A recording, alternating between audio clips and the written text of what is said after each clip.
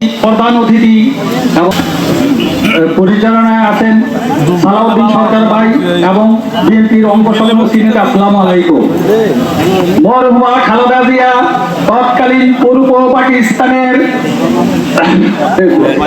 পাকিস্তানের দিনাজপুর জেলার 1945 সালের 15 আগস্ট জন্মগ্রহণ করেন সাইদ মুরাদ এবং তৈবা রহমানের পরিবারে।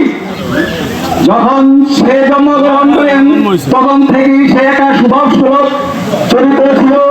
60 সালে জমিরুদ্দিন সরকারের তত্ত্বাবধানে মরহুমা খালেদা জিয়ার বয়স যখন 15, জিয়াউর রহমান বয়সে যখন 24, তখন তার বিবাহ বন্ধনে আবদ্ধ হয়। স্বল্পতার কারণে আমি বক্তব্য সংক্ষিপ্ত করিলাম। মরহুমা খালেদা জিয়ার দোয়া মাহফিলে সবাই অংশগ্রহণ করেছে। এখন দোয়া আরম্ভ হইব।